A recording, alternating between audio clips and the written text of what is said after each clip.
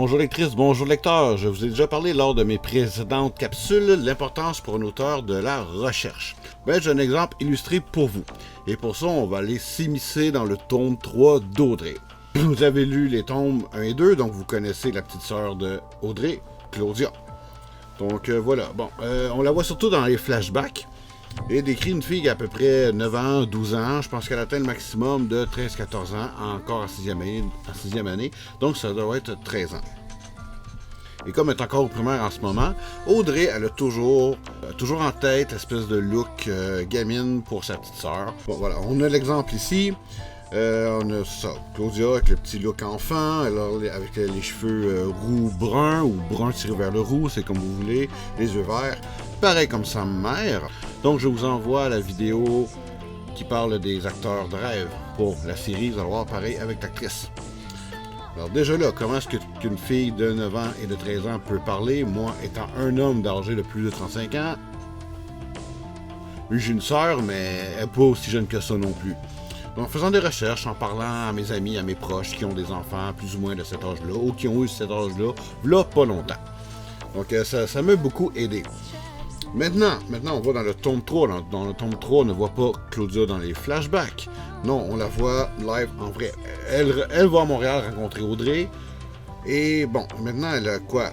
15 ans? Ça fait à peu près 1 an qu'Audrey l'a pas vue. Et ça clash. Elle a maintenant 15 ans, elle est rendue secondaire, c'est la fin de l'été, la nouvelle année scolaire commence, et forcément, les adolescents, les adolescentes veulent s'affirmer. Et que comme je voulais que ça clash, je dis bon, comment est-ce que je la décris? Comment est-ce que Audrey peut voir Claudia? J'ai fait un peu appel aussi aux mêmes amis qui m'ont aidé, et aussi, comment est-ce que ça s'habille les adolescentes de nos jours? Bon, j'ai fait une recherche internet, voilà, avec aucun mot-clé louche, quand même. Et bon, j'ai trouvé sur un look, et je me souviens aussi dans le métro un peu, qu'est-ce que le monde portait. Et ça a l'air niaiseux, mais ça fait partie d'une part de recherche qu'on doit faire pour que ce soit le plus crédible. Vous connaissez Audrey, un petit peu, mis à part ce qu'elle fait pour vivre, un petit peu, sans dire straight, conservateur, ordinaire, discret, et voilà. Vous pouvez peut-être imaginer ce qu'Audrey se dit, comment est-ce qu'elle peut réagir. Je vous laisse découvrir en lisant le tome 3 dès qu'il sort.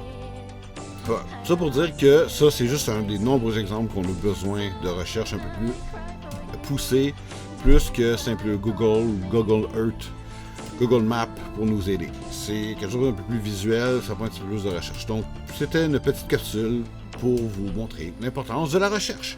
Et vous montrer, j'avoue, une petite exclusivité, vous parler du tome 3, vous qui êtes si impatient de le lire. L'écriture va bien pour ça, je suis vraiment content. Donc voilà, alors peu importe ce que vous lisez, lisez bien et parlez-en.